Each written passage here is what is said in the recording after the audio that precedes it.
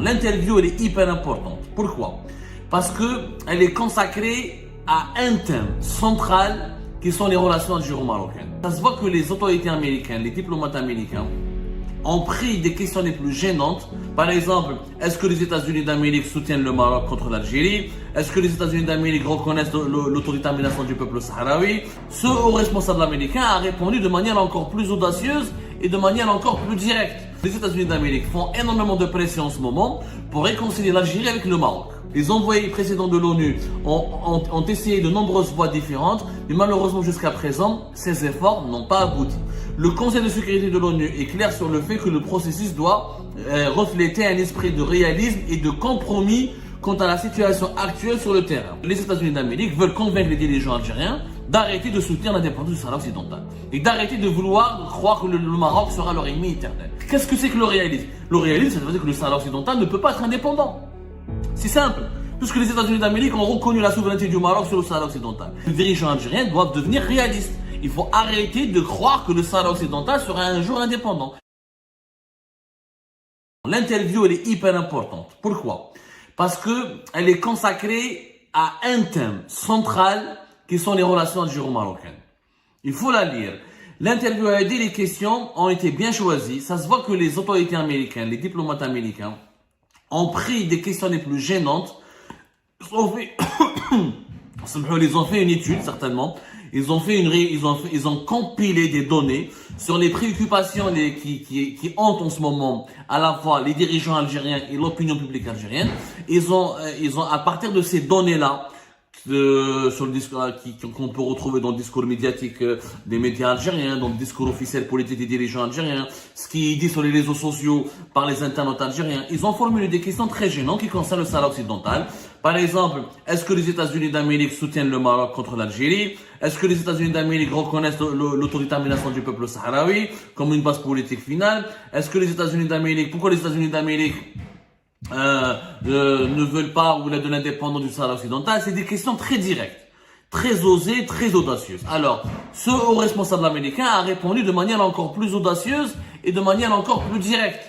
Parce que quand vous allez lire cette longue interview, vous allez arriver à la conclusion suivante que les États-Unis d'Amérique font énormément de pression en ce moment pour réconcilier l'Algérie avec le Maroc. Il le dit clairement. Le secrétaire d'État adjoint Joshua Harris explique clairement qu'il n'est plus question que le problème du Sahara occidental dure encore dans le temps et qu'il faut absolument une solution politique durable et qu'il faut absolument empêcher un dérapage ou là une dégradation de la situation sécuritaire, ou là il faut empêcher qu'il y ait des tensions militaires entre les différentes parties prenantes de ce conflit, à savoir l'Algérie et le Maroc. Il le dit pas de façon claire, il le dit pas de façon directe comme ça, mais il l'explique très très bien dans son interview. Comme un exemple, par exemple, par exemple, à une question qui a été posée, quelle est l'évolution de la position des États-Unis concernant la colonisation Sahara-Occidentale par les Marocains? Les États-Unis reconnaissent-ils l'autodétermination du peuple sahraoui comme base d'une solution politique finale? C'est une question osée que l'ambassade des États-Unis d'Amérique publie directement dans cette dans cette interview affichée et rendue publique sur son site internet. Osée pourquoi? Parce que les États-Unis d'Amérique ont reconnu la souveraineté du Maroc sur le Sahara occidental depuis décembre 2020. Et les États-Unis d'Amérique n'ont jamais reconnu le Polisario, n'ont jamais reconnu comme option viable l'option de l'indépendance pour le territoire du Sahara occidental. Ils ont toujours eu des positions pro-marocaines. Donc, en fait, c'est quoi le jeu? C'est un jeu très malin auquel s'est donné l'ambassade des États-Unis à Alger, c'est de poser toutes les questions que les dirigeants algériens ou que les publics algériens ou que les médias algériens ont envie de poser directement en toute franchise aux diplomates américains. Qu'est-ce qu'il dit? Il dit que les États-Unis souhaitent une solution politique durable et digne au Sahara occidental. Nous envisageons sérieusement d'utiliser notre influence pour permettre un processus politique réussi à l'ONU. Une résolution facilitée par l'ONU se fait attendre depuis longtemps. Les envoyés précédents de l'ONU ont essayé de nombreuses voies différentes, mais malheureusement jusqu'à présent, ces efforts n'ont pas abouti.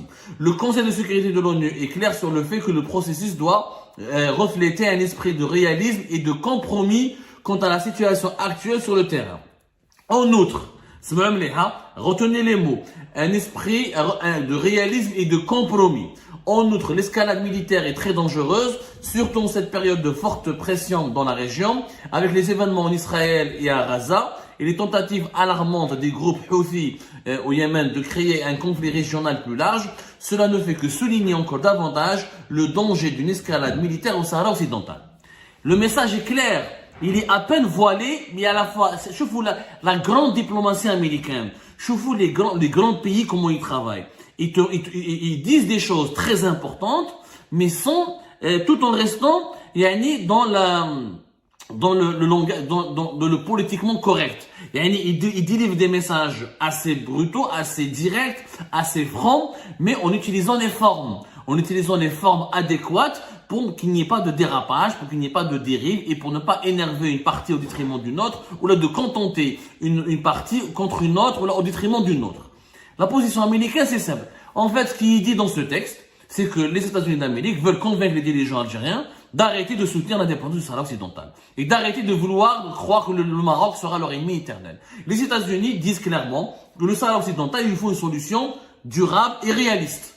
Durable et réaliste. Il faut faire un compromis. Mais qui doit faire un compromis? Les Algériens et les Marocains. Parce que les Sahraouis sont quoi? 300 000, 400 000. On sait tous que ce conflit oppose l'Algérie et le Maroc. L'Algérie veut l'indépendance du Sahara occidental. Le Maroc veut l'intégrer à son territoire. Les États-Unis sont clairs. La solution c'est simple. Compromis et réalisme. Ça veut dire, qu'est-ce que c'est que le réalisme? Le réalisme, ça veut dire que le Sahara occidental ne peut pas être indépendant. C'est simple.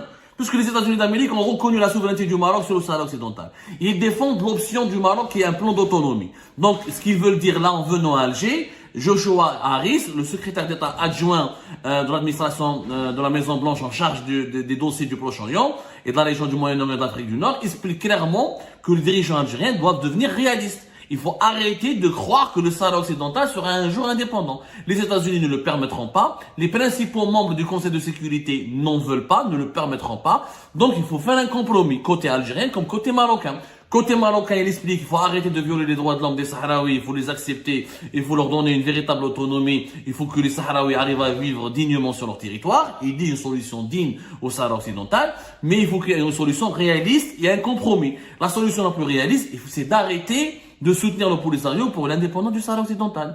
Et pour les États-Unis, c'est la seule solution qui permettra d'éviter l'escalade militaire. Escalade militaire entre qui et qui? On sait tous que le Polisario est soutenu par l'Algérie. Le Polisario, c'est pas une armée, c'est une milice très modeste. Si l'Algérie ne la soutient pas avec le Venezuela, un peu l'Afrique du Sud, un peu Cuba, le Polisario n'a pas d'existence. Donc, ce que Joshua Harris est en train de nous dire clairement, il est venu à Alger pour dire aux dirigeants algériens accepter de faire la paix avec le Maroc, renoncer à la question de l'indépendance du Sahara occidental, et les États-Unis d'Amérique s'engagent à faire des pressions sur le côté marocain pour que le plan d'autonomie soit le plus sérieux possible, afin de protéger les intérêts du peuple sahraoui et des populations sahraouies, et afin que l'Algérie ne sorte pas perdante, humiliée dans le dossier du Sahara occidental.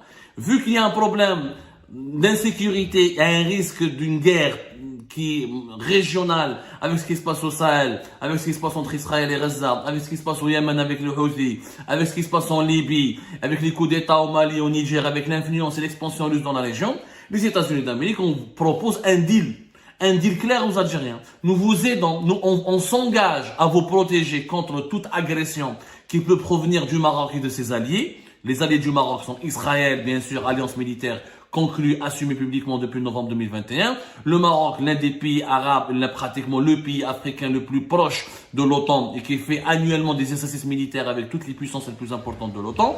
Donc les États-Unis d'Amérique disent aux dirigeants algériens, nous on s'engage à ce qu'il n'y ait pas de guerre, à ce qu'il n'y ait pas d'agression contre vous, perpétrée par le Maroc et ses alliés. Il faut pas qu'il y ait une guerre, il faut que l'escalade militaire, il faut qu'il n'y ait pas d'escalade militaire, mais vous, en contrepartie, vous devez accepter un compromis et accepter l'autonomie du Sahara occidental et renoncer à ce rêve qui est qualifié d'ailleurs de fou par les Américains, qui ont pas beaucoup de grandes puissances, notamment les puissances européennes, même l'Espagne elle-même, l'ancienne colonisateur du Sahara occidental, ne reconnaît plus l'option de l'indépendance et il veut s'appuyer sur le plan de l'autonomie.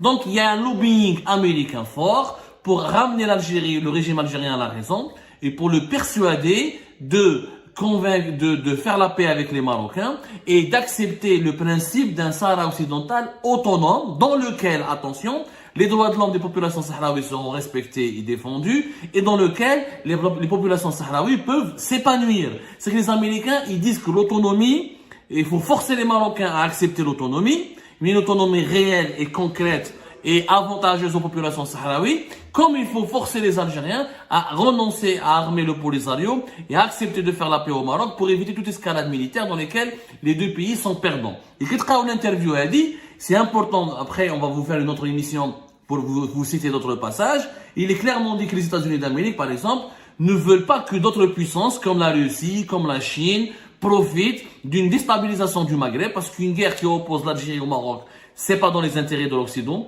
ça n'arrange pas les intérêts de l'Union européenne ni des pays de l'OTAN qui sont majoritairement des pays européens. Et les États-Unis d'Amérique savent pertinemment que s'il y a une guerre entre le Maroc et l'Algérie, ça va profiter davantage à la Russie et à la Chine, qui vont essayer de soutenir, qui seront des parties belligérantes, ils vont à la fois soutenir l'Algérie, ils vont vendre des armes à la fois à l'Algérie comme au Maroc, et ça va éliminer et ça va causer beaucoup de tort aux intérêts des Européens et des pays et de l'Alliance et des pays membres de l'OTAN. Et donc, pour les États-Unis d'Amérique, la priorité absolue maintenant au Maghreb, c'est d'éviter à tout prix une guerre entre l'Algérie et le Maroc, et c'est donc réconcilier les deux pays et de amener les deux pays à rétablir leurs relations diplomatiques qui sont rompues depuis août 2021 et les amener à accepter, comme le dit Joshua Harris, une solution de compromis réaliste et pragmatique.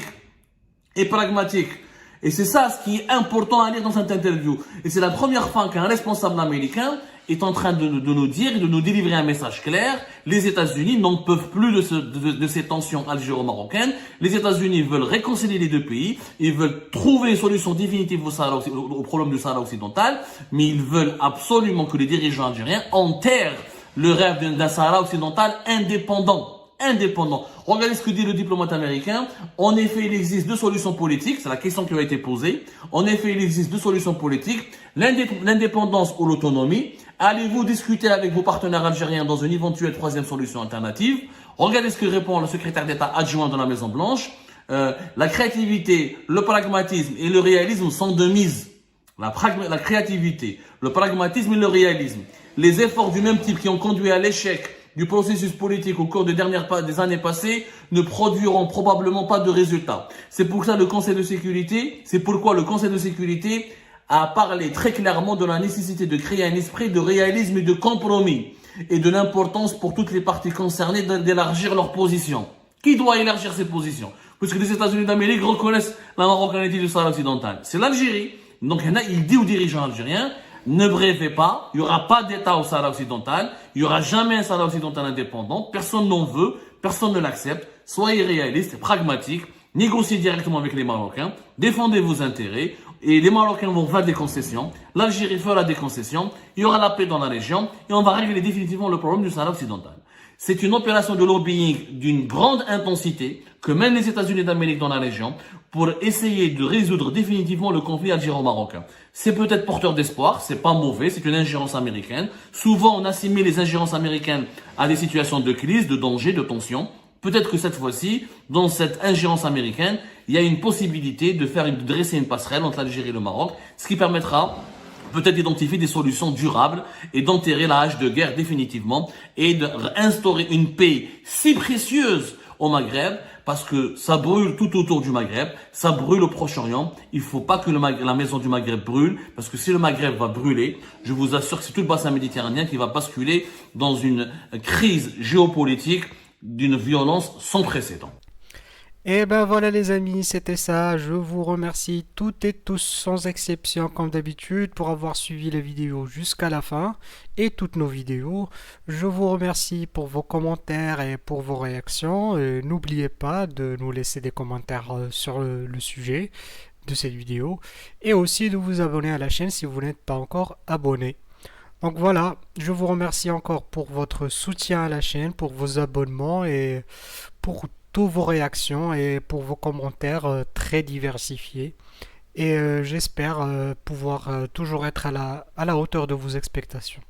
Donc voilà, merci encore une fois et à la prochaine dans une nouvelle vidéo. Au revoir.